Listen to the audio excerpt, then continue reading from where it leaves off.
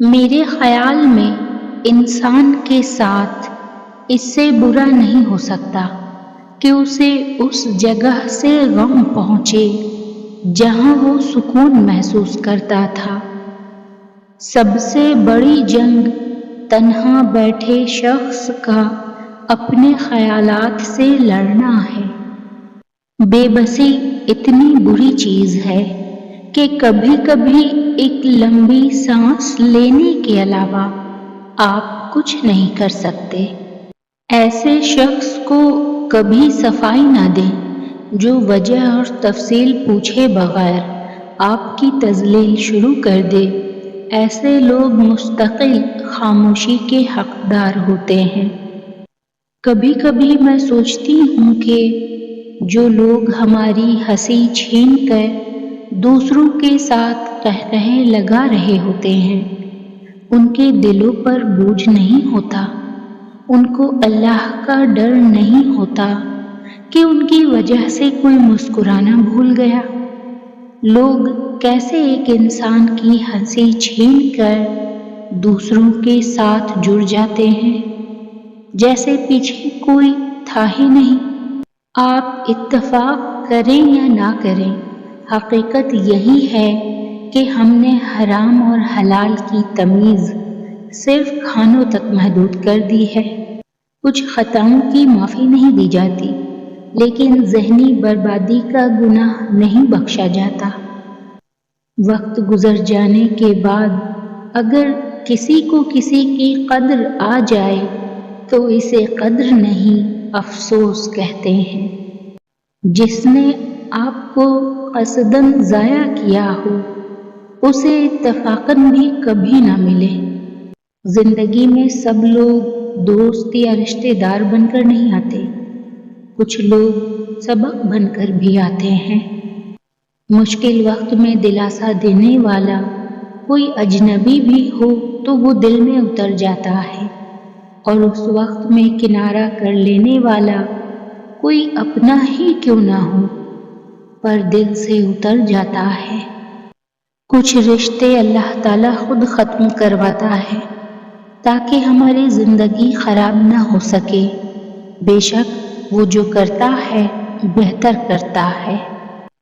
اچھے ہیں وہ لوگ جو زندگی کی تلخیوں کی وجہ سے خود تلخ نہیں ہوتے، جو مسکراتے ہیں، ہلکے پھلکے انداز میں بات کرتے اور سنتے ہیں۔ یقین جانیے زندگی انہی لوگوں کی وجہ سے خوبصورت ہے۔ انسان کی فطرت پر لہجے کا بہت اثر ہوتا ہے۔ اگر اچھی بات بھی سخت لہجے میں کی جائے تو بری لگ جاتی ہے، اور کبھی کبھی بری بات بھی نرم لہجے میں کہی جائے تو بری نہیں لگتی۔ اگر کوئی اہمیت دینا چھوڑ دے، آپ شکایت کرنا چھوڑ دیں، خاموشی اختیار کر لیں، یاد رہے ہر وقت دستیاب رہنا، پیچھے پڑے رہنا، ہر وقت کی شکایتیں آپ کی اہمیت کو گھٹاتی ہیں۔ بھیک میں خیرات ملتی ہے، مقام، مرتبہ اور عزت نہیں۔ زندگی نے یہ سکھایا ہے کہ ہماری خامیوں سے زیادہ ہماری خوبیوں کی وجہ سے ہمیں ناپسند کیا جاتا ہے۔ کوشش کریں کسی کی کوئی بات دل پر نہ لیں۔ ہر انسان اپنی فطرت سے مجبور ہے۔ ہاں، کبھی کبھار کچھ الفاظ تکلیف دہ ضرور ہوتے ہیں، مگر مسکرائیں اور آگے بڑھ جائیں۔ کسی تعلق والے سے بحث مت کریں۔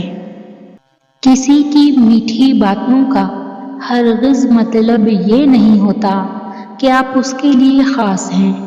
بعض اوقات کبوتر کو کھلانے کے لیے نہیں بلکہ اس کو پکڑنے کے لیے دانہ ڈالا جاتا ہے۔